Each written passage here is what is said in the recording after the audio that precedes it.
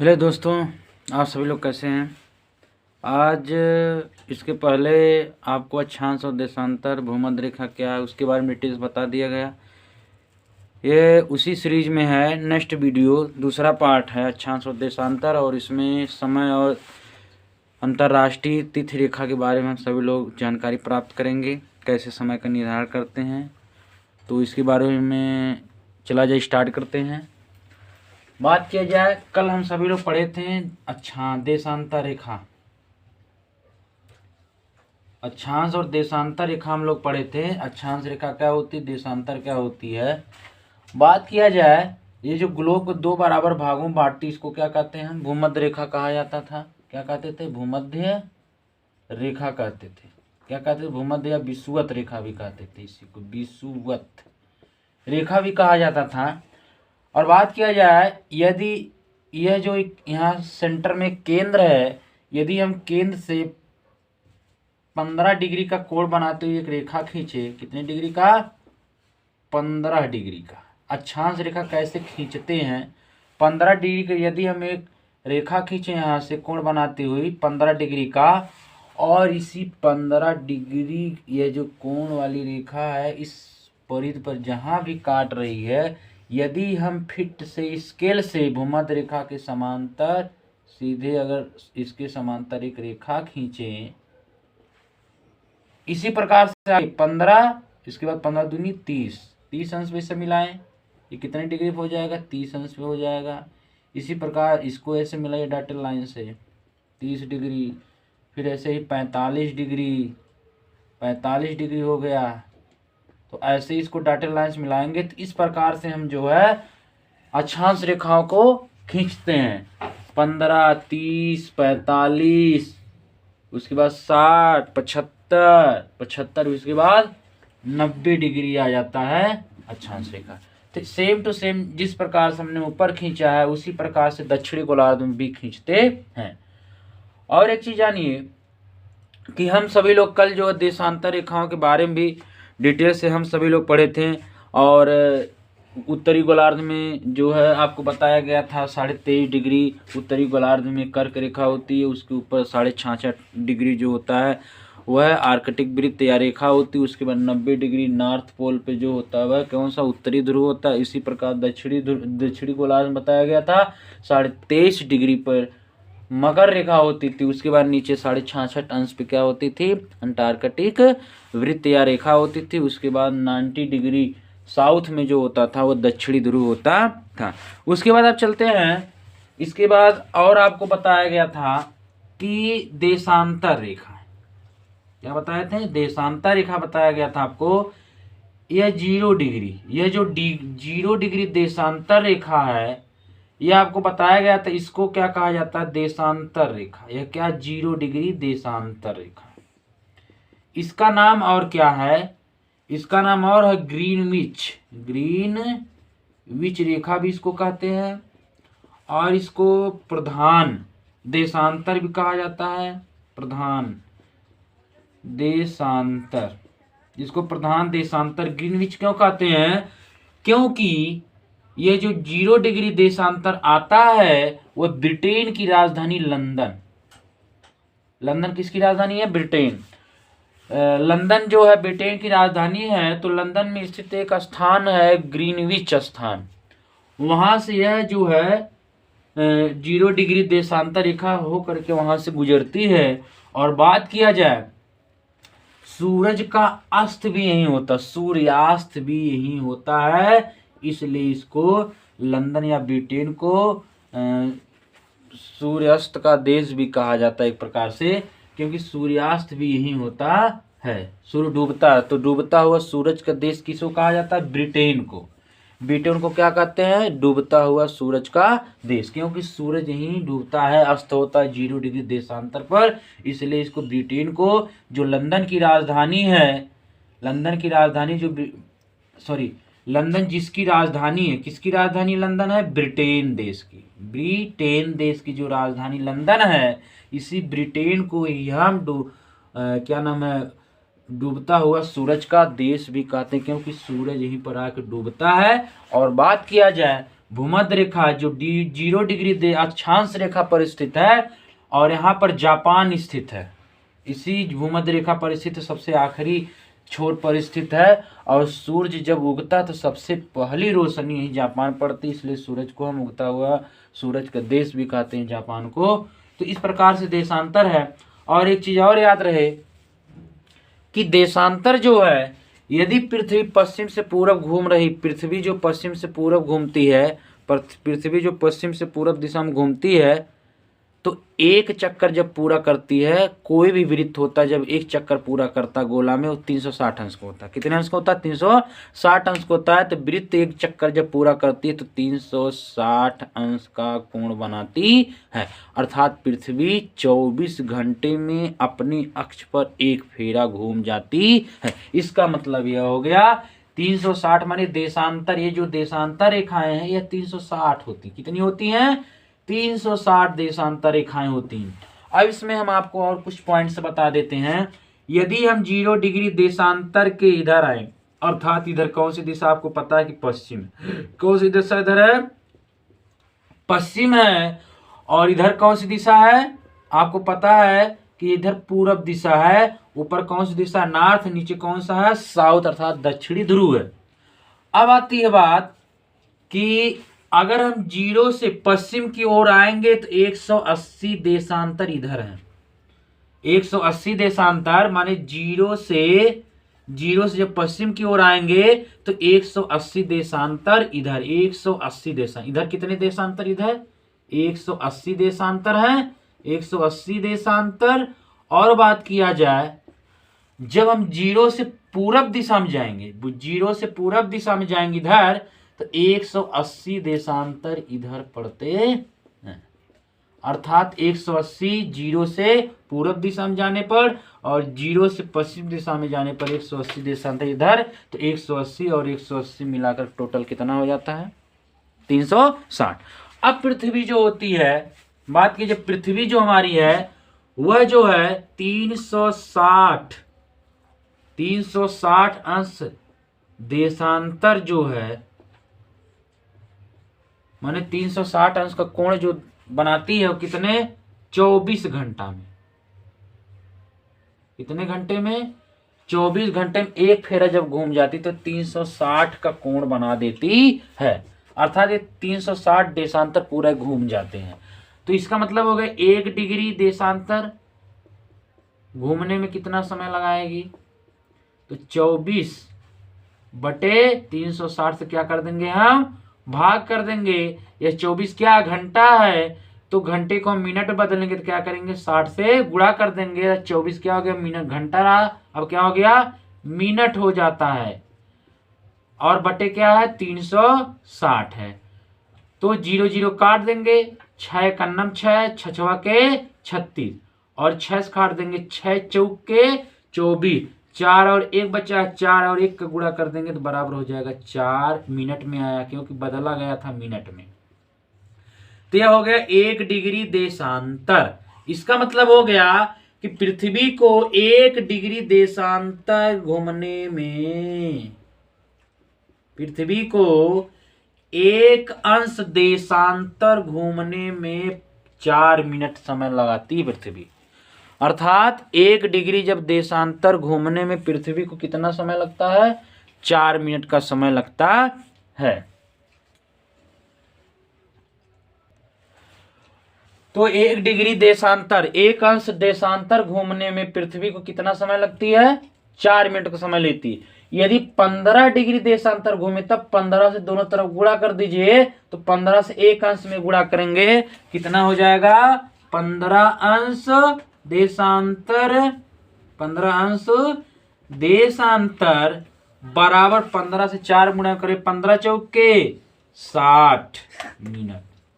15 चौक के 60 मिनट। अर्थात 15 डिग्री देशांतर घूमने में पृथ्वी को 60 मिनट अर्थात 1 घंटे का समय लगता है। इन हुआ 60 मिनट बराबर 1 घंटा होता है। अर्थात 15 डिग्री देशांतर घूमने में पृथ्वी को 1 घंटे का समय लगता है। इतना याद रहे दोस्तों। और बात आती है अब आगे चलते हैं, स्क्रीनशॉट ले लीजिए, आगे बताया जाए।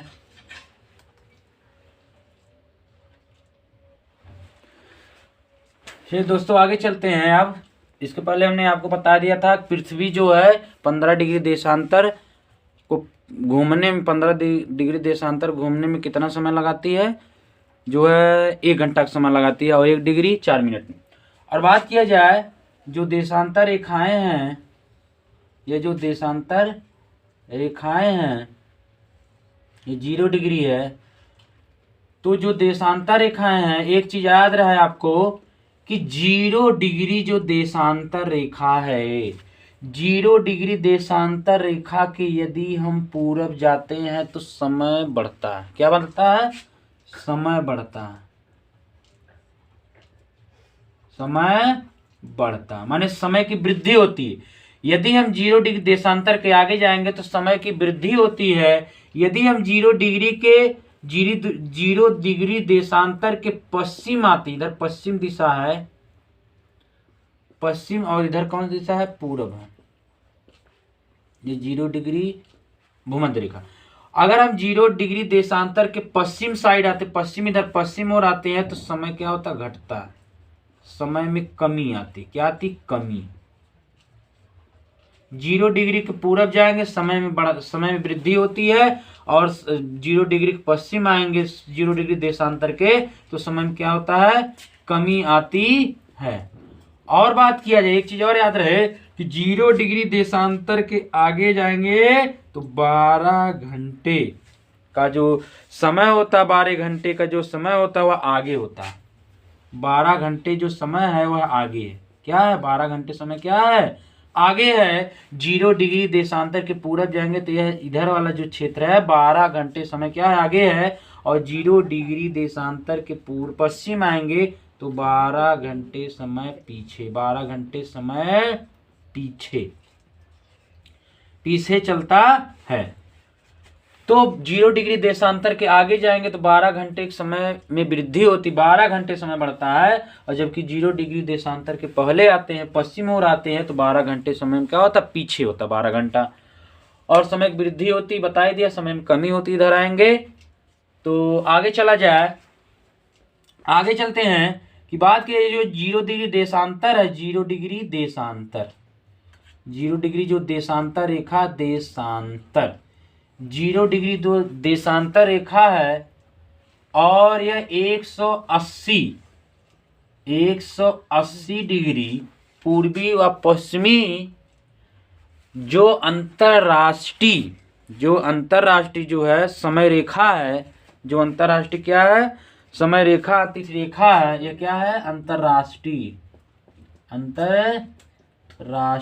तिथि रेखा। क्या है? तिथि रेखा। यह अंतरराष्ट्रीय जो है क्या है? तिथि रेखा है। और बात किया जाए, यह जो अंतरराष्ट्रीय तिथि रेखा 180 है, यह पूर्वी व पश्चिमी।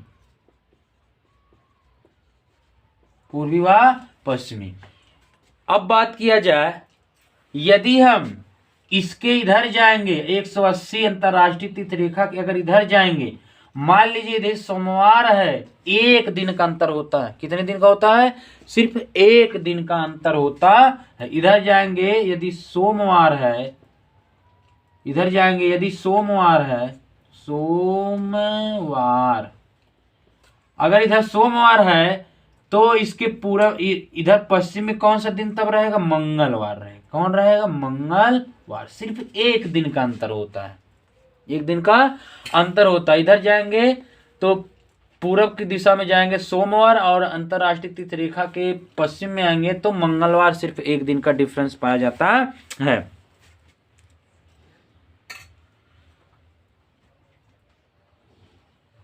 और बात किया जाए, जो हमारे भारत का जो मानक समय है 82.5 अंश। हमारे भारत का समय मानक कितना है? भारत का मानक समय, हमारे भारत का जो मानक समय है वह कितना है? 82.5 अंश। कितना डिग्री है? 82.5 अंश पूर्वी देशांतर। हमारे भारत का मानक समय कितना है? 182 अंश पूर्वी देशांतर है। यह इलाहाबाद के नैनी स्थान से लिया गया है और भारत में यहाँ से पूरे हमारे देश में जो हमारे भारत में जो समय निर्धारण किया जाता है इसी से किया जाता है। और बात किया जाए हमारे जो भारत का जो समय है इस 0 डिग्री देशांतर से 5.5 घंटा आगे, याद रहे 0 डिग्री देशांतर से 0 डिग्री देशांतर से भारत का मानक समय 5.5 घंटा माने 5 घंटे 30 मिनट क्या है? आगे है, याद रहे। यदि फॉर एग्जाम्पल आपको उदाहरण देके समझाते हैं, यदि 0 डिग्री देशांतर पर 12 बज रहे हैं दोपहर को, दोपहर का बेला है दोपहर, यदि 0 डिग्री देशांतर पे 12 बज रहे हैं दोपहर को तो हमारे भारत में कितना बजेगा? 5:30, 5 घंटे 30 मिनट माने 5:30 बजेगा हमारे भारत में। और उदाहरण समझा जाए, यदि ग्रीनविच रेखा पे 2 बज रहे हैं दोपहर में 2 बज रहे हैं तो हमारे भारत में कितना बजेगा? अब इसी 2 में 5 जोड़ देंगे तो 5 2 7 और है 30 मिनट तो 7 शाम को 7:30 बजेंगे। शाम को कितने बजेंगे? 7:30। यदि हमारे इस 0 डिग्री देशांतर रेखा पर दोपहर को मान लीजिए 2 बज रहा है, कितना बज रहा है? 2 बज रहा है, यहाँ 2 बजे हैं शाम को, सॉरी दोपहर को यदि 2 बजे हैं, दोपहर के यदि 2 बज रहे हैं तो हमारे भारत में कितना बजेगा? भारत में कितना समय होगा? 2 जो घंटा है 2 बजे 2 घंटा जो है 5 5:30 में जोड़ देंगे तो 5 2 हो गया 7, उसके बाद 30 मिनट रहबे करेगा। 7:30 शाम को कितना बजेगा? 7:30 माने 7:30 होगा भारत में हमारे। तो इस प्रकार हम समय का निर्धारण करते हैं और हमारे भारत का जो मानक समय 82 अंश होता है। और एक चीज याद रहे कि जिस देश में देशांतरों का विस्तार सबसे अधिक होता है वहाँ मानक समय जो होता है एक नहीं होता, वहाँ लोग कई मानक समय मान लेते हैं। ये देशांतरों के विस्तार के ऊपर निर्भर करता है। तो आगे चला जाए, इसको इरेज करने स्क्रीनशॉट ले लीजिए। तो दोस्तों हम आगे चलते हैं, बात किया जाए अब सबसे पहले यह जाना जाए कि हमारे भारत में जो 5.5 घंटा समय आगे है उसको हम निकालें कैसे, है ना। तो आपको पता है कि ग्लोब की बात किया जाए, इस ग्लोब में जो हमारा भारत देश है, यदि हम इस देशांतरों को मिलाएं ऐसे ऐसे कर करके तो आपको पता है कि हमारा इंडिया जो है यहाँ स्थित है। ऐसे भारत देश जो हमारा है ऐसे कुछ इस प्रकार से है। हमारा भारत देश कुछ इस प्रकार से है। तो ये देशांतर रेखाएं इससे होकर गुजरती हैं। तो यहाँ कितने पे? 82.5। कितना है यहाँ? 82.5 अंश। कितना डिग्री है? 82.5 अंश। देशांतर 82.5 अंश जो देशांतर आ रहा है ये हमारे भारत के इलाहाबाद से होकर गुजरता है। 82.5 अंश किधर दिशा पड़ रहा है? इधर पूरब है। इधर कौन सी दिशा है? पूरब दिशा है, पूर्व दिशा है। और इधर कौन सी दिशा है? पश्चिम दिशा। इधर कौन सी दिशा है? पश्चिम दिशा है। तो बात किया जब कैसे हमारा भारत का जो मानक समय इस 0 डिग्री देशांतर से कैसे 5.5 घंटा आगे निकालना है, तो आपको एक चीज और पता है कि हमने अभी यही निकाला है कि पृथ्वी जो है 1 डिग्री देशांतर पार करने में कितना समय लगाती? 4 मिनट का लगाती। कितना समय लगाती? 4 मिनट का। अब आते हैं, ये तो 1/2 में लिखा गया है। किसमें लिखा गया है? 1/2 में लिखा गया है। अब बात किए सबसे पहले निकाले 82 का सिर्फ 82 क्या करेंगे 4 मिनट से गुणा करेंगे तो कितना हो जाएगा 4 दूनी 8, 8 चौके 32। इस 82 अभी 1/2 छोड़ दिया जाए तो 1/2 अगर छोड़ दिए देते हैं हम सभी लोग तो देशांतर यह है देशांतर, तो 1/2 को छोड़ देते तो 82 गुणे 1 देशांतर पार करने में 1 डिग्री 4 मिनट लगाता तो 4 से गुणा कर देंगे इसी 82 में तो आ गया 328। अब बचता आगे आधा बचता है, तो आधा को क्या करेंगे, आधा में जब हम आधा में इस 4 से गुणा करेंगे तो कितना हो जाएगा 2 दूना 4, 2 एकन्ना 2, कितना बचा 2 बचा। अब इसी 2 से 328 में 2 से गुणा करेंगे तो कितना हो जाएगा 2 अट्ठे 16, 2 दूनी 4 1 5, उसके बाद 3 दूनी 6, कितना हो गया 3 दूनी 6 हो जाता है, 3 दूनी 6 हो जाता है। और बात किया जाए इसमें अगर मिनट में है, अगर इसको हम भाग देते हैं तो कितना आएगा देखिए,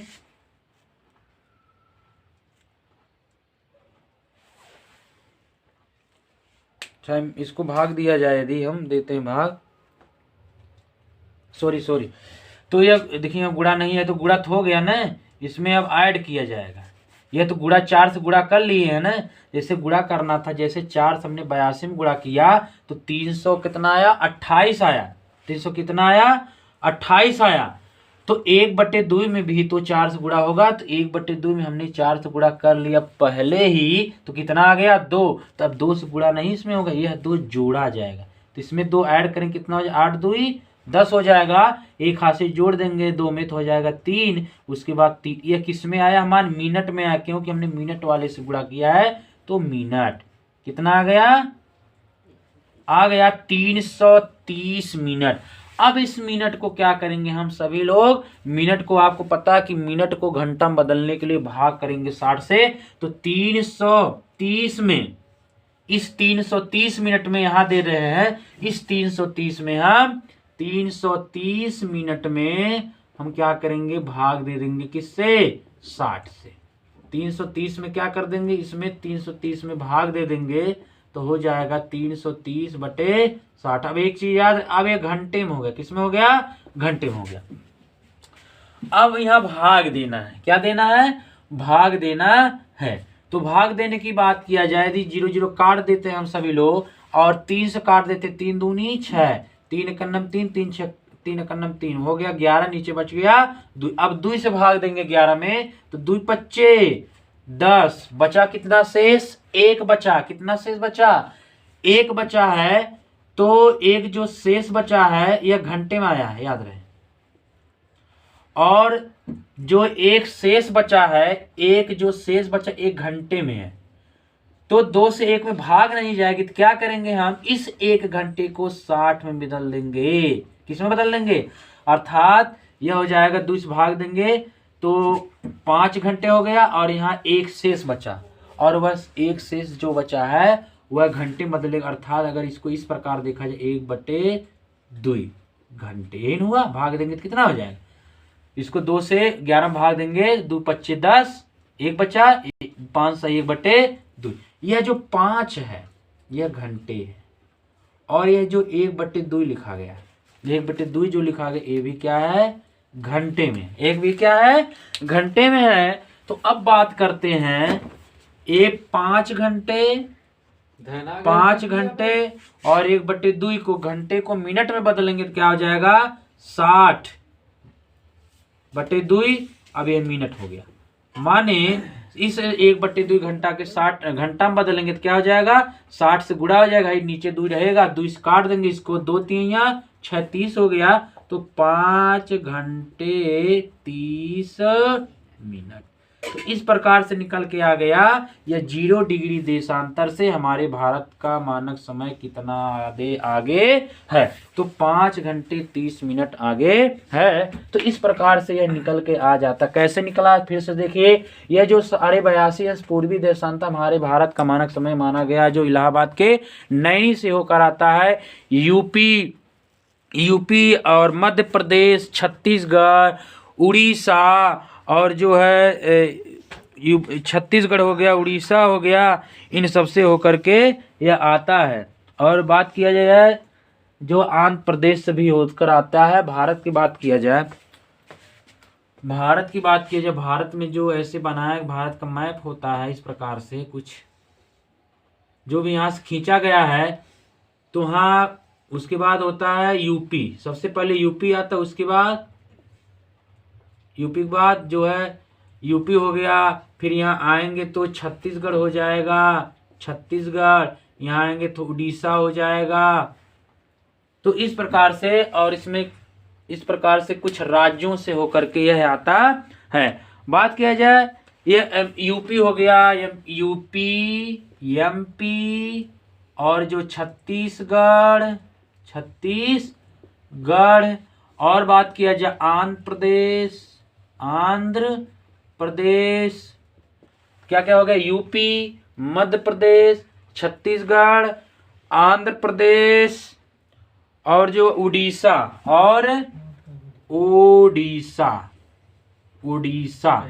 इन राज्यों से होकर के यह भारत का मानक समय आता है। अर्थात यूपी, मध्य प्रदेश, छत्तीसगढ़, आंध्र प्रदेश, ओडिशा, एमपी, इन राज्यों से होकर के यह भारत मानक समय खींचा गया है।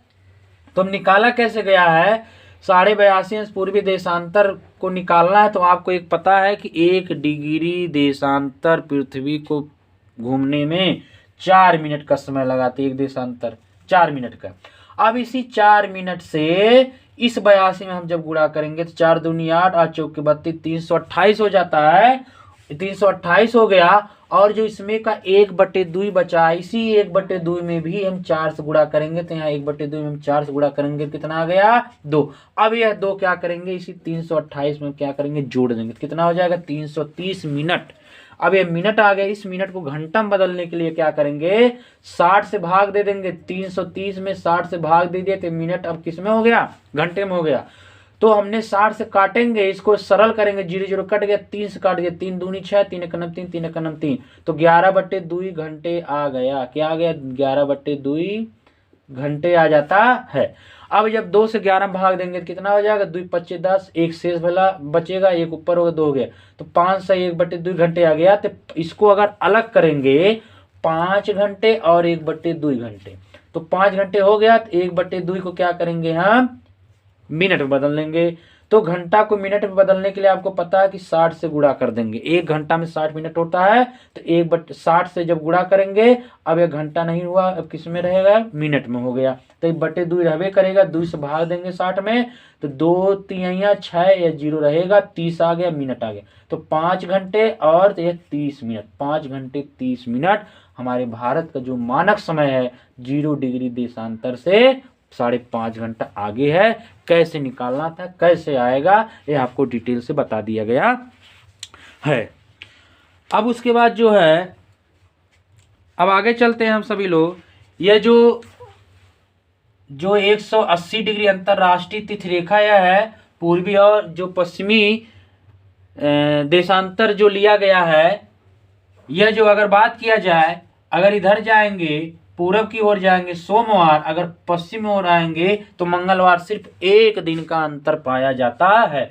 और बात करें देशांतर रेखाओं का विस्तार, जिस देश में जितना अधिक होता है उस देश में मानक जो समय रेखाएं होती हैं वह क्या होती हैं, अलग अलग रूम मान लेते हैं, कहीं 2 मान लेंगे, 3 मान लेंगे, कनाडा में जैसे 6 मान लेंगे। तो ऐसे ऐसे सभी देशों में एक समय तिथि रेखा नहीं तब होती, वहाँ अलग अलग मान लेते हैं, कई ठे मान, 2 मान लेंगे, 3 मान लेंगे, वह देशांतर रेखाओं के ऊपर निर्भर करता है।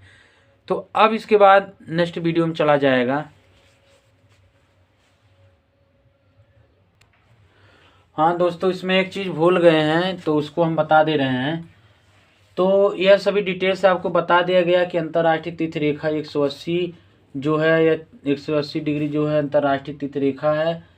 तो किस प्रकार से हम समय बताते हैं, तो इस प्रकार से हम आप सबको बता दिया गया है। और बात किया जाए, एक पॉइंट और भूल रहा है, उसको हम बता दे रहे हैं आपको, इसको इरेज कर रहे हैं।